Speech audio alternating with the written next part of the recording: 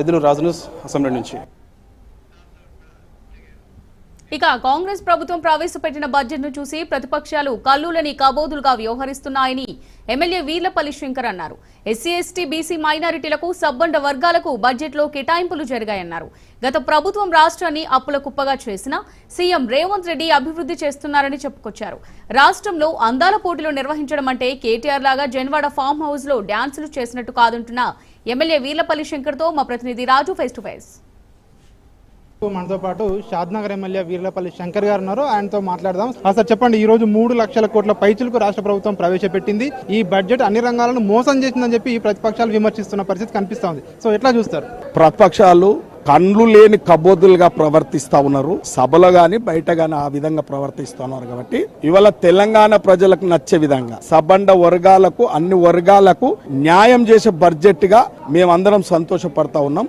Only నచ్చంది ఏంటంటే కల్వకుట్టు కుటుంబానికి నచ్చతలేదు budget. కాబట్టి ఈ తెలంగాణ ప్రజలకు వాళ్ళు గతంలో 10 సంవత్సరాలు మోసం చేసే విధంగా ఈ యొక్క కాంగ్రెస్ పార్టీ ఆ విధంగా కాదు. రేవంత్ రెడ్డి గారు ప్రజలు నచ్చే బడ్జెట్, ప్రజలు మెచ్చే బడ్జెట్, సబండ వర్గాలను మేధావులతో చర్చించి ఏ వర్గాలకి ఏమి బడ్జెట్ కేటాయింపులు జరగాలో ఆ విధంగా కూడా కేటాయింపులు జరిగినాయి. ఉదాహరణకు విద్యారంగాన్ని చూసుకుంటే ఇవాళ గురుకులాలలో కాస్మెటిక్ ఛార్జీలు గాని మెస్ ఛార్జీలు గాని ఇంటిగ్రేటెడ్ ఇలా అంతర్జాతీయ స్థాయి ఎడ్యుకేషన్ అందించాలని చెప్పి విద్యార్థులకు కేటాయించడం జరిగింది. ఇవాళ మహిళలకు వాళ్ళ మహిళల అభ్యున్నత కొరకు మహిళలు ఎవరికి చేయి జాపొద్దు, వాళ్ళు మనోధైర్యంతో గౌరవంగా బతకాలని చెప్పి ఇందిరా మహిళా శక్తి ద్వారా కూడా 12,000 కోట్ల వరకు కేటాయించడం జరిగింది. ఇవాళ అంటే సబ్బండ వర్గాలకు బడ్జెట్ కేటాయించడం జరిగింది. బడుగు బలైన వర్గాలకు ఎస్సీ ఎస్టీలకు ఎస్సీ ఎస్టీ సబ్ ప్లాన్ వాళ్ళు గతంలో నిర్లక్ష్యం చేసిరు. ఇలా ఎస్టీలకు మోసం చేసిరు, ఎస్సీలకు మోసం చేసిరు. బడ్జెట్ లో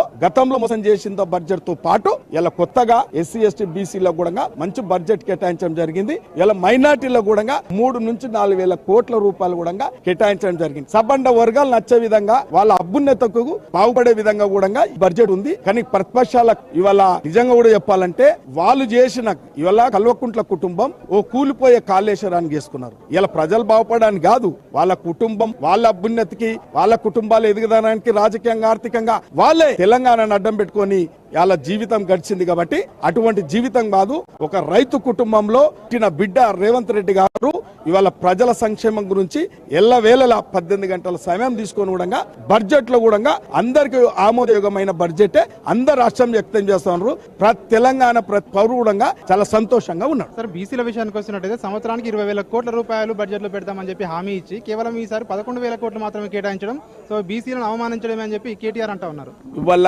తెలంగాణ రాష్ట్రాన్ని ఆర్థికంగా తిన్నా భిన్నం చేసి అప్పుల కుప్ప చేసి ఈ రాష్ట్రాన్ని అధోగతి పాలు చేసిండు. కాబట్టి రాష్ట్ర వనరులను బట్టి మన ఆదాయాన్ని బట్టి బడ్జెట్లు కేటాయించడం జరిగింది. ఇవాళ కేటాయిస్తేనేమో ఎందుకు కేటాయించరు అంటారు, కేటాయించకపోతే ఎందుకు కేటాయించలేకపోతారు. వాళ్ళ వాదన ఆ విధంగానే ఉంటది. కాబట్టి పరిస్థితులను గమనించి ఇవాళ అందరికి సమన్యాయం జరిగేటందుకే బడ్జెట్ లో పొందుపరిచారు. సో ఇది షాద్నగర్ ఎమ్మెల్యే వీర్లపల్లి శంకర్ చెప్తా ఉన్నారు. ఈ బడ్జెట్ అన్ని వర్గాలను కూడా సంతోషపరిచే విధంగా కూడా అన్ని వర్గాలకు సమన్యాయం చేసే విధంగా కూడా ఈ బడ్జెట్